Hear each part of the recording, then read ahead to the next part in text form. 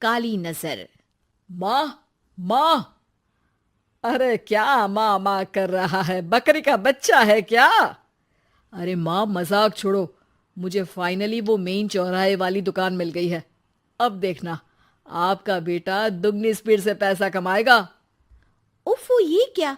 मेरी online makeup class चल रही है। इतनी जोर से क्यों बोल रहे हो आप दोनों? अरे मेरी धर्म पत्नी जी, मेकअप क्लास बाद में करना। वो चौराहे वाली दुकान मिल गई है हमको। अरे वाह! रुको, मैं अपनी माँ को फोन लगाकर बता देती हूँ। अरे मैं भी अपने रिश्तेदारों को बता देती हूँ। कितनी खुशी की बात है। हाँ हाँ, मैं भी अपने दोस्तों को बता देता हूँ। 1 हफ्ते बाद रजिस्ट्री है। बस, घर में खुशी का मौका था। उन तीनों ने अपने अपने फोन उठाए और लोगों में बात फैलाना शुरू कर दिया। और रही सही कसर, श्वेता बहू ने अपने पड़ोस में सबको बताकर कर दी। अरे वर्मा आंटी, अब हम भी जल्दी कार ले लेंगे। घर का रेनोवेशन होगा और ठाट से रहेंगे हम भी। अरे, ऐसा क्या हुआ? लॉटरी बाटरी लग गई है क्या? अरे, इस बार चौराहे वाली मॉल में हमको भी दुकान मिल गई है। दुकान नंबर 21, जो एकदम चौराहे पर है। अब ग्राहक बढ़ेंगे तो आमदनी भी बढ़ेगी ही ना। अरे वाह, कितनी खुशी की बात है। मैं बहुत खुश हूँ तुम्हें इतना खुश देख के। बाकी एक बात कहूँ, सबको मत बताते फिरना। किसी की नजर लग जाएगी तो खुशी की खबर वापस लौट जाएगी। हैं? ऐसे थोड़ी ना होता है। अब डरा रही हो। अरे सही कह रही हूँ। काली नजर कहते हैं इस चीज को, जब आप किसी को कुछ बताओ और वो काम बिगड़ जाए। अरे लेकिन मैं तो। तुमने सबको बता दिया ना? हाँ, फोन लगा लगा के। अब बच के रहना। काली नजर बड़ी खतरनाक होती है। श्वेता इतनी खुश रहती है कि वो वर्मा आंटी की बात पर ध्यान ही नहीं देती, जबकि पड़ोस में और भी लोगों से खुशी की खबर शेयर करती रहती है। अगले दिन राजेश बहुत दुखी होकर घर आता है। अरे बेटा, क्या हुआ? मुंह क्यों सूजा हुआ है? मधुमक्खी ने काट लिया क्या? माँ, वो दुकान किसी और के पास चली गई। किसी ने ज्यादा भाव लगा दिया। अरे पर बात तो आपसे हुई थी ना उस दुकान वाले की। हाँ, आज मैं टोकन अमाउंट देने गया था, तब मुझे पता चला। कोई आकर सुबह मुझसे पहले ही ज्यादा अमाउंट दे गया। हम्म, काली नजर। क्या? क्या कहा? वर्मा आंटी ने समझाया था कि किसी को बताना मत, वरना काली नजर लग जाएगी। अच्छा, तुम्हें उनकी बात मान लेनी चाहिए थी।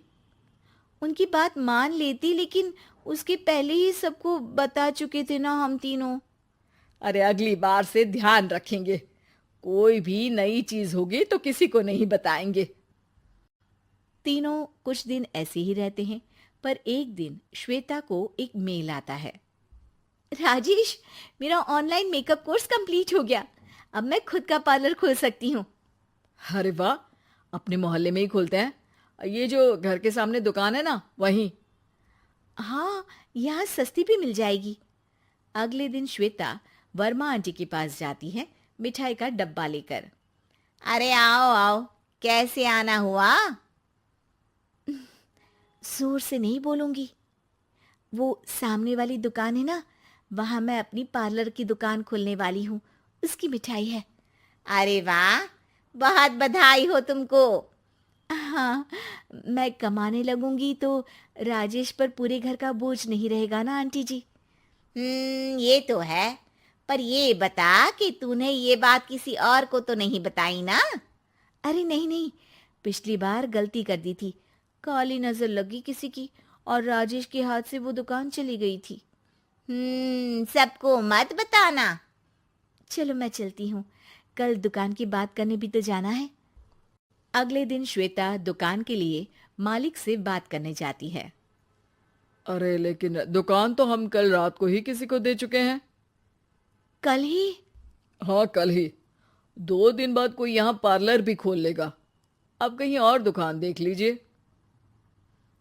अरे पर हमको भी तो पार्लर ही खोलना था। हाँ भाई, ये एक ही दुकान है, आधी आधी तो नहीं दे सकता ना मैं।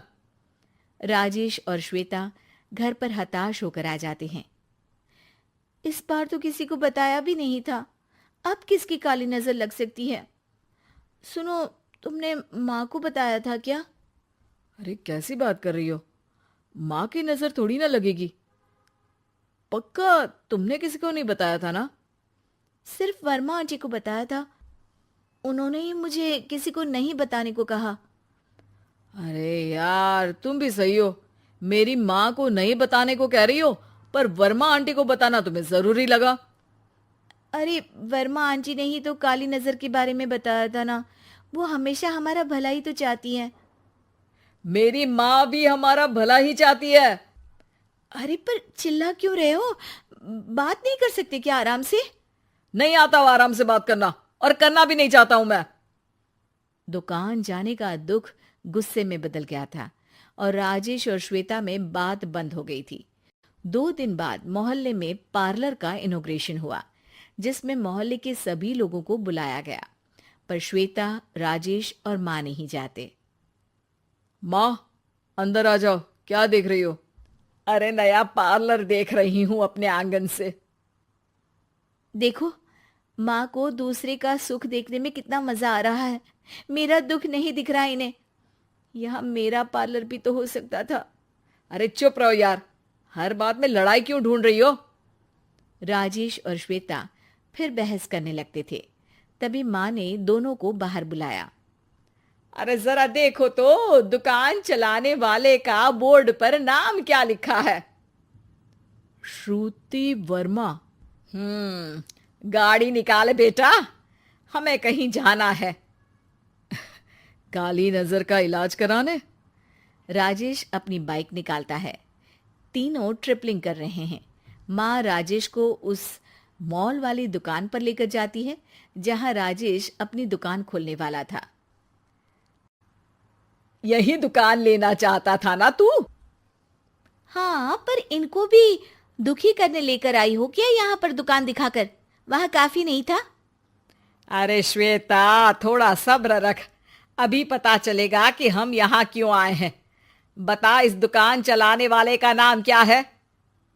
अनुपम वर्मा। कुछ समझ में आया? वो दुकान वाली श्रुति वर्मा, ये दुकान वाला अनुपम वर्मा, और हमारे पड़ोस में हमने उस दुकानों के बारे में बताया किसको था? अब वर्मा आंटी को। मतलब वर्मा आंटी ही हमारा काम बिगाड़ रही है?